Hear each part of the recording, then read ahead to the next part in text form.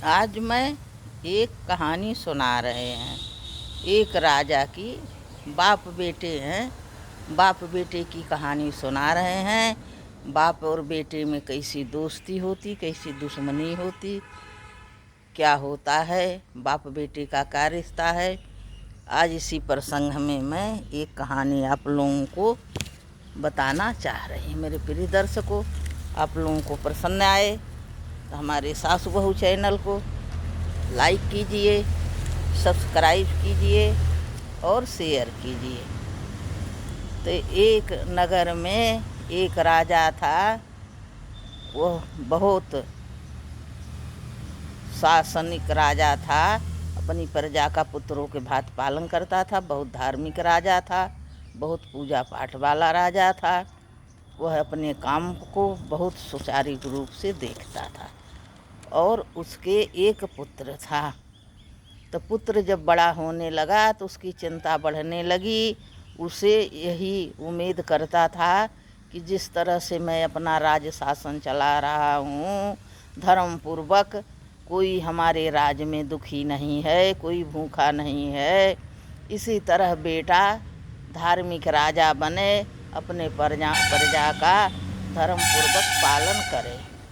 यही चिंता उसे सताती रहती थी कि मेरा बेटा ऐसा नहीं होगा तो मेरा सारा राज व्यर्थ हो जाएगा, मेरे धर्म कर्म का क्या होगा। भगवान, मेरी इतनी पूजा उपासना आप कैसे सार्थक बनाओगे, यह चिंता करता रहता था। बेटे के समझाता था, पर बेटा को बुरी संगत की आदत लग गई। वह मानता न था। अपने यार दोस्तों में बुरी संगत में फंसता चला गया। और बाप सोचा लाड़ प्यार उतना ही होता है उतना करो। 5 वर्ष की आयु तक बच्चे के लाड़ प्यार दुलार से पालो और 5 से 15 तक उसे थप्पड़ भी मार सकते हो। सीधे रास्ते पे नहीं आ रहा, उसे मार के भी रास्ते पर ला सकते हो, सुधार सकते हो।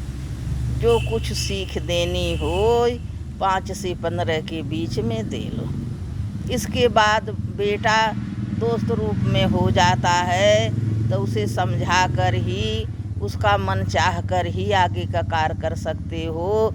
उसे चाटा नहीं मार सकते। बलपूर्वक काम करे मारे तो उसका दुष्परिणाम हो सकता है। बेटा घर छोड़ के निकल जा सकता है, कोई अन्यथा न हो जाए, कोई विषाक्त दुर्घटना न घट जाए। तो इससे वह अनुशासित हो जाता है। तो उसे दोस्त की तरह उसे समझा कर बात करना चाहिए। जब 16 साल की उम्र में लग गया फिर उसके साथ बलपूर्वक कार्य नहीं करा सकते हो। उसे प्रेम पूर्वक बेटे से बात करके सूझबूझ से, अच्छी तरह से, मित्रता से, बड़े प्रेम से बात करके कार्य आगे का कर सकते हो। बेटा को भी चाहिए कि अपने माता पिता का सम्मान करो, जैसा कह रहे हैं वैसा करो। कुमार्ग पर चलने से विनाश ही होता है। कोई माता पिता अपने बच्चे को कुमार्ग पर चलना नहीं सिखाएगा, वह अच्छी ही सीख देगा। बेटे को यह बात सोचनी चाहिए।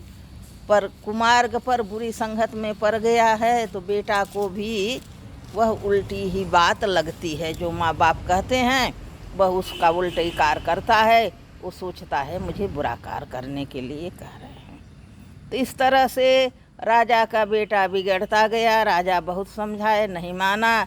एक दिन बुलाए और बहुत कह रहे थे और बेटा मुँह चलाने लगा। राजा क्रोधित हो गए और 3-4 चाटा उसे जड़ दिए बड़े बेटे के। तब तो क्या हुआ, उसका उल्टा हो गया। बेटा घर छोड़ के चला गया। अब बेटा चला गया तो पिता बड़ा दुखी। राजा, हाय मेरा इकलौता पुत्र था और यह क्या हो गया, यह मुझसे बहुत बड़ा गलत कार्य हो गया। और वह सुधरने के बजाय और बिगड़ने लगा। अब राजा रात दिन चिंता में रहने लगा। उसकी उपाय ढूंढने लगा कि ऐसी कौन व्यक्ति उपाय बताए कि मेरा बच्चा सुधर जाए। तो कहते हैं संयुक्त परिवार, घर परिवार अरे अच्छा है, अच्छी बुद्धि देता है, अच्छा सूझबूझ से उसका परिवार सुधर सकता। तो रिश्तेदार अच्छे हों, अच्छी सूझबूझ दें। आजकल के तो अच्छी बुद्धि कोई दे नहीं, बेटे के दूसरी पट्टी पढ़ाए, बाप के दूसरा पढ़ाए, बिना सही कराए। लेकिन पहले कहते थे रिश्तेदार भी सूझबूझ करके और बच्चे के सही मार्ग पर ला देते थे, अच्छी सीख देते हैं। तो गुरु आपका घर संभाल सकता है, गुरु भी अच्छी सीख दे सकता है, गुरु की सहायता ले सकते हो। या कोई सन्यासी, आश्रम, संत आपके बच्चे की अच्छी शिक्षा दें, उसकी बुद्धि सुधर जाए। तो इन्हीं सब मार्ग का सतमार्ग पर काम बच्चा करने लगे, सतमार्ग पर लग जाए तो कुसंगत छूट जाए, वो सही राह पर आ जाए। अब राजा को बड़ी चिंता होने लगी, पछतावा होने लगी, मैं अपने बेटे के थप्पड़ मार के बहुत गलत काम किया, यह और हाथ से बच्चा निकल गया और बिगड़ा जाने लगा। यही चिंता में राजा एक दिन अपने मंत्री के साथ बाहर घूमने जा रहे, बच्चा के ढूंढने जा रहे थे, ले आएंगे और उसे प्रेम पूर्वक समझाएंगे। तो क्या देखते हैं, जाते जाते थोड़ी दूर पर एक मंदिर था, उसके थोड़े इधर ही पास में 10 आवारा बच्चे बैठे थे, उसी में उनका लड़का भी बैठा था, दोस्तों के साथ शराब पी रहा था। यह राजा देखकर माथे पर हाथ रख दिया, सिर पे हाथ रख दिया, सिर पीटने लगे, हाय भगवान यह क्या हो गया, यह तब सुधरने के बजाय और बिगड़ गया। तो जब बेटा की निगाह पड़ी कि हाय पिताजी ने हमें देख लिया शराब पीते का, अब मैं कहाँ छिपूं, कहाँ भागूं, पिताजी पकड़ लेंगे, मेरी बहुत पिटाई करेंगे। तो उसने 2 तिनका उठाया, कहते डूबते को तिनके का सहारा, 2 तिनका उठाया घास का, उससे अपना मुंह ढक लिया और राजा की निगाह पड़ती है।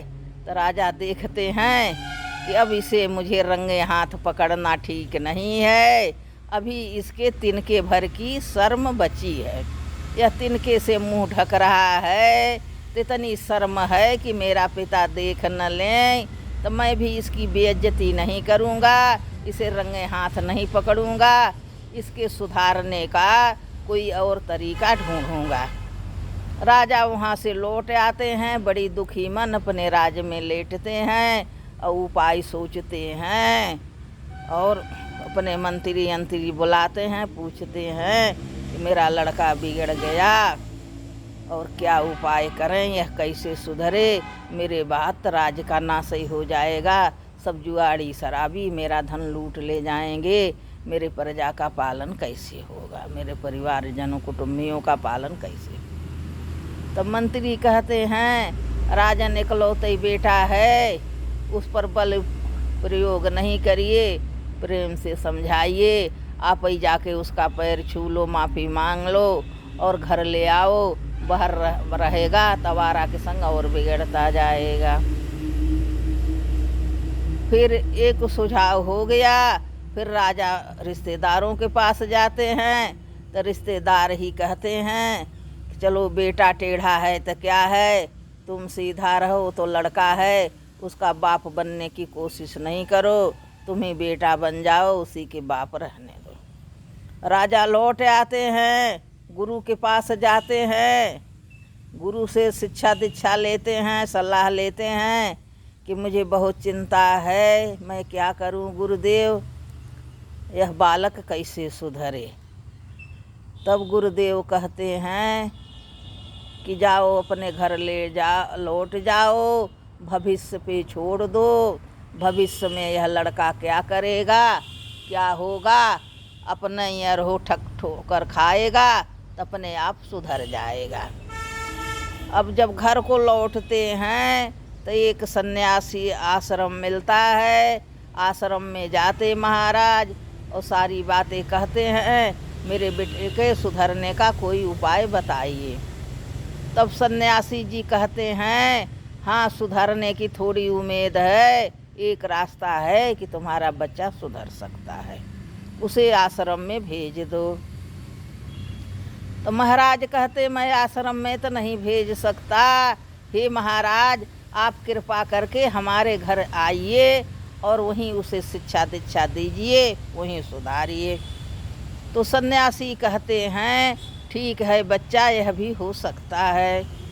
सन्यासी गुरुदेव घर आते हैं राजा के यहाँ। वह लड़का बुलाया जाता, लड़का भी आता है। पिता समझाते हैं, आज से तुम्हारी देख रेख शिक्षा दीक्षा यही देंगे, यही गुरुदेव हैं, इन्हीं से शिक्षा लो। ये जैसा बताएं उसके अनुसार तू चलो। जिसमें तुम्हारी खुशी हो बेटा, मैं भी वही कार्य करूँगा। आज से सब राजकाज का सब भार तुम्हीं के सौंपता हूँ। अपने गुरुदेव की सहायता से तुम सारा कार्य संभाल लो, और चाहे जिस तरह रहो, जिसमें तुम खुश रहोगे उसी में हमारी खुशी है। तुम्हें दुखी रहने से मैं दुखी हूँ, तुम्हारी माँ दुखी है, और यह चिंता का कारण ही सब विनाश होता जा रहा है, रोग बढ़ता जा रहा। तुम्हारी माँ बीमार हो पड़ गई है चिंता से, इसमें हमारी कोई वृद्धि नहीं हुई, यह विनाश ही हो रहा है। तो आप जिस तरह से खुश रहते हो, खुश रहोगे तो तुम्हारी माँ भी खुश रहेगी। यदि बालक दुखी रहेगा तो माँ खुश कहाँ से रहेगी, माँ भी दुखी रहेगी। तो वह बेटा मान लेता है, गुरुदेव के पास बैठता है। गुरुदेव देखते हैं और कहते हैं, आज तुम्हारी पहली परीक्षा ये है, हमारे से एडमिशन ले रहे हो तो हमारे कहने अनुसार चलना पड़ेगा। बालक हाँ कर देता है और शर्मिंदा ही है कि हाय, मेरे पिताजी ने देख तो नहीं लिया था, क्यों मुझे मारा डांटा नहीं, क्यों पूछा नहीं। शराब पीते पिताजी देखे थे कि नहीं, उधर बेन में है, मैं तो गलत काम किया ही था, शर्मिंदा था ही। तो कहता, हाँ गुरुदेव बताइए कार्य मुझे, आज मैं क्या करूं। तो गुरुदेव 50 की नोट निकाल के देते हैं, बेटा आप जाइए बाज़ार से अच्छे अच्छे फल ले आइए, 50 रुपए में जितना फल मिले अच्छा सुंदर फल ले आइए, सड़ा गला फल नहीं ले आइए। तो गर्मी का महीना था, बालक जाता है बाज़ार से, आम खरीदता है, 10 आम खरीदता है, अच्छे अच्छे ताज़े ताज़े आम, न ज़्यादा पके गुलगुले हैं न ज़्यादा कर्रे हैं, पर दाग धब्बा नहीं है, बढ़िया सुंदर मीठे आम 10 आम लेके आता है और गुरुदेव को देता है। गुरुदेव आम देखते हैं, तब गुरुजी ने अपने थैले से एक आम निकालते हैं और वह भी कहते, इसी में मिला दो और ले जाओ एक कमरे में, यह आम रख देना, कमरा बंद कर देना, मैं आगे की शिक्षा कल दूंगा, आगे की पढ़ाई कल शुरू होगी। बालक ले जाता है, वह अच्छा ही आम ले आया था, खराब नहीं ले आया था, पर गुरुदेव के आम में कुछ सड़े का दाग धब्बा था। वह 10 आम रखा और बगल में गुरुदेव का भी आम रख दिया, गेट लगा दिया, बाहर आ गया। दिन भर रात भर बीता, 24 घंटा हो गया। गुरुदेव घर आते हैं और बुलाते हैं, बेटा नहाओ धो तैयार हो जाओ, मैं भी नहा धो के आया हूँ, आज का कार्यक्रम आगे की शिक्षा चलेगी। लड़का नहा धो के वस्त्र पहनता है, चंदन नंदन लगाता है, आ देता है, हाँ गुरुदेव आज क्या आदेश है। कहें, बेटा आज की पढ़ाई है, जो फल आपने कल बंद करके कमरे में रखे थे वह फल निकाल ले आइए। तो बालक जाता है, फल उठाता है और पूरे फल सब सड़ गए, दाग धब्बे हो गए। वह बड़े चिंता में पड़ता है कि मैंने तो खराब फल नहीं ले आए थे, मैं तो अच्छा अच्छा ताज़ा ले आए थे, यह कैसे सारा सड़ गया।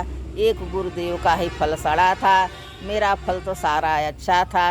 और लेके बाहर आता है, गुरुदेव के सामने रख देता है। तो गुरुदेव पूछते हैं, का बेटा सब फल अच्छे हैं?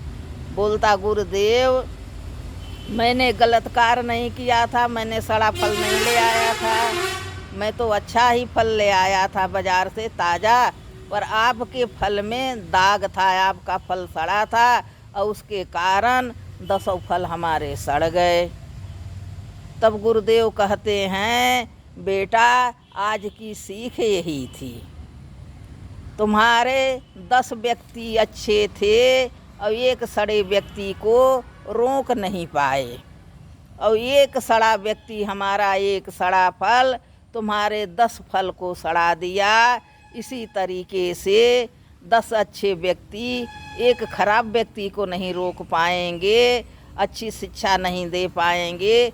एक खराब व्यक्ति 10 व्यक्ति को अशिक्षित बना देगा, दुराचारी बना देगा, उसका राजकाज नष्ट करा देगा। एक बुरा व्यक्ति का फल ऐसा होता है, जैसे मैं जानबूझ के यह फल तुम्हें दिया था, एक फल 10 फलों पर अपना प्रभाव छोड़ दिया, एक सड़ा फल 10 को सड़ा दिया, और 10 मिल के अच्छा व्यक्ति इसे खराब कर्म करने से रोक नहीं पाए, उनके पास 10 गुना शक्ति थी। इसी प्रकार से मनुष्य की भी जिंदगी है, कितना अच्छे संगत में रहिए, एक भी दुर्बुद्धि व्यक्ति आपके शरण में आ गया, आपके देख रेख में आ गया, तो सारे के सारे व्यक्ति को नष्ट कर देगा। तब वह बालक को यह बात समझ में आ जाती है और कान पकड़ लेता है, गुरुजी के चरणों पे गिर जाता है, अपने पिता का पैर छूता है, पिताजी आप माफ़ करिए, आज से मैं बुरे दोस्तों की संगत नहीं करूँगा, अपने पिता के साथ रहूँगा, मेरा पिताजी जो कहेंगे, जो आज्ञा देंगे, जो कार्य सिखाएंगे, मैं आज से वही कार्य करूँगा, किसी यार दोस्त की संगत नहीं जाऊँगा, किसी का कहना नहीं मानूँगा। तो अपनी गलती मान लेता है और उसे बुद्धि आ जाती है, और गुरुदेव को बहुत से राजा दान दक्षिणा देते हैं और उनका धन्यवाद शुक्रिया अदा करते हैं कि आज तुम्हारे कारण, एक सन्यासी के कारण मेरा बेटा सुधर गया। हजारों व्यक्ति के पैर छुआए, सबसे अपनी प्रार्थना अर्ज सुनाई, किसी ने मेरी सहायता नहीं करी, एक अच्छे व्यक्ति ने और मेरे बेटे को सुधार दिया। बेटा सुधर गया, धर्म कर्म करने लगा, राजकाज चलाने लगा, अपने बाप के साथ कंधे से कंधा मिला के चलने लगा। वह पुत्र अपने बेटे बाप का, माँ का आज्ञाकारी पुत्र बना और दुनिया में बड़ा नाम कमाया, बहुत सब राजाओं से ऊपर राजा बना। इसके साथ यह कहानी समाप्त होती है। मेरे प्रिय दर्शकों, यह कथा सुन के आपको पसंद आई हो, अच्छी लगी हो तो मेरे सासु बहू चैनल को लाइक कीजिए, सब्सक्राइब कीजिए और शेयर कीजिए। आजकल यही कुमत दुनिया में चल गई हैं, कोई व्यक्ति अपने माता पिता के साथ नहीं रखना चाह रहा है। सबकी शादी हो जाने पर किसी की बहुएं नहीं चाहती हैं कि हम तुम्हारे बूढ़े माँ बाप को एक गिलास पानी दें। हम क्यों दें? कहा हम इनकी नौकर हो के आए हैं, वो महारानी बन के आए हैं। वो यह नहीं जानती है इन्हीं माता पिता के कारण, इन्हीं के पुत्र के कारण मेरी भाग पलटी, मैं ऐसे घर में पड़ी, ऐसा सुबुद्धि धार्मिक पति मुझे प्राप्त हुआ। यह मेरे सास ससुर का धन्यवाद करना चाहिए। उन्हीं के देख रेख में, उन्हीं के सीख में हमारा पति अच्छा कार्य, धर्म कार्य सुचारू रूप से कर रहा है। नहीं आज जुआरी शराबी मिला होता तो क्या होता। इसके साथ यह कहानी समाप्त होती है।